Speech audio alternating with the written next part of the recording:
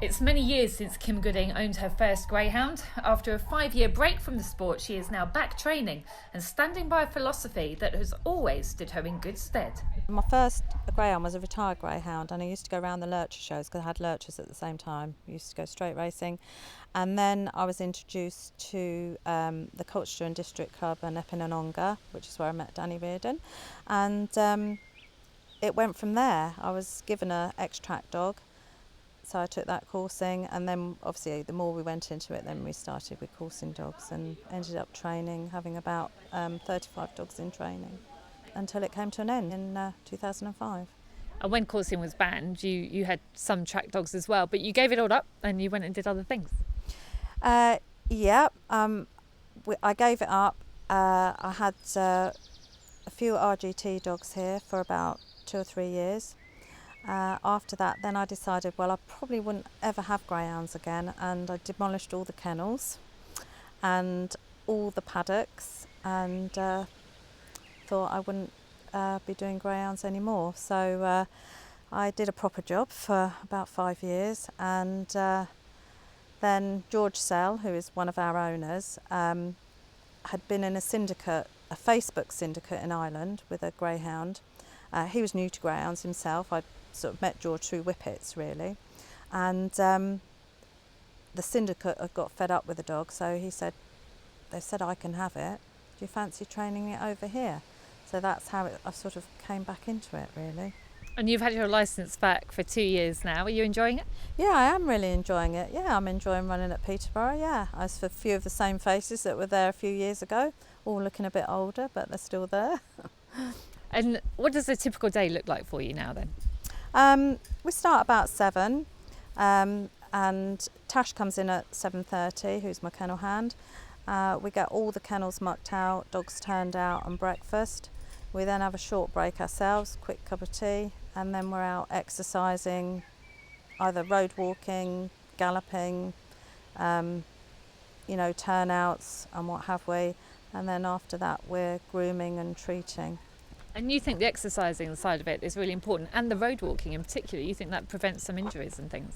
Well, I think from my coursing background, obviously we had to have dogs very, very fit.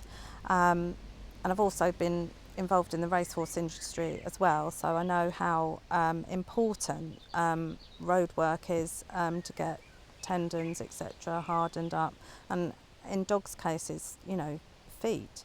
And personally, it's just my opinion, I think that does help prevent injuries in the long run.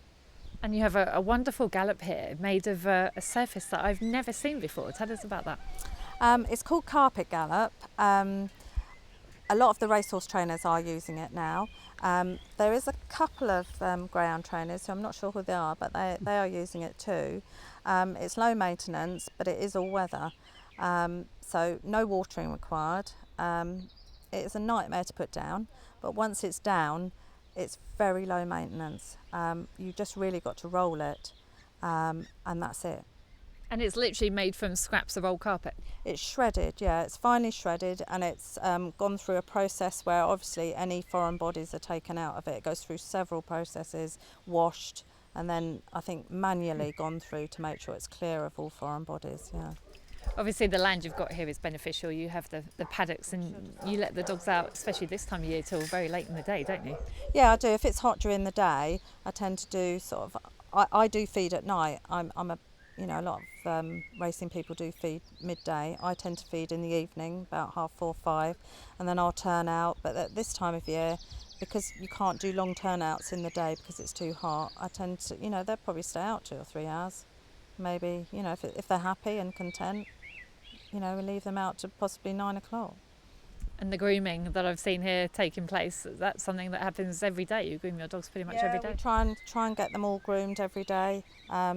Or if not the majority, we keep on top of that. Teeth is an everyday routine. We do keep on top of that. They get fed, they get raw bones. But on a Sunday is normally a treat day for that. So yeah. The kennels are lovely and spacious as well. Yeah, I think we didn't sort of go on the specifications. We sort of thought they were originally my old coursing kennel size, and we just stuck with that. So you know, it gives them room to get away. We like to keep them in pairs, but it gives them room to get away from each other if they need to. And unusually here, I've seen bitches kennelled together. That is unusual, but your dogs here, they just seem so content that you don't have any problems. We haven't, no. You kind of have to pick your personalities who go together. We do find that we can kennel, you know, certain bitches quite happily together. We wouldn't obviously kennel boys together, but you know, the bitches seem pretty content. And in terms of injuries, you have your dogs checked regularly, and I've seen some Magna boxes here today as well. Yeah, we put them in the Magna Box daily. They go in for half an hour. My dogs are checked over regularly by a retired trainer who lives locally. He does a great job for us, and keeps our dogs up and running. You were telling me that you learned something when you worked in horses that has kind of stuck with you about happy animals. Yeah, I worked for a lady who I'm still in touch with. She lives in Ireland now, still produces wonderful show hunters. She's in her 70s now, but I keep in touch, and she always sort of instilled into me that happy horses, you know, worked well and helped you, you know, with winning ways and all the rest of it, and the way you keep things in general. And I've just stuck by that, and I've kept that with greyhounds. I have to say, these are probably the quietest kennels I've ever been to. The dogs are either drugged or just very, very content here. It is unbelievable. There's no smell. I've really enjoyed my time here. How important is it to you that the dogs are happy? Hugely important, hugely, because I mean, I wouldn't want to do the job if they weren't happy. You know, we just work so hard to give them individual attention, and I think that's, you know, with grooming, and you know, they get that individual. You know, we take them out in the field, they have a free day, so they can just be dogs. We think that's really important, that they get that one day a week where they can just be dogs, because although they're racing and they have to do a job, you know, they are entitled to a bit of downtime, and that's really important.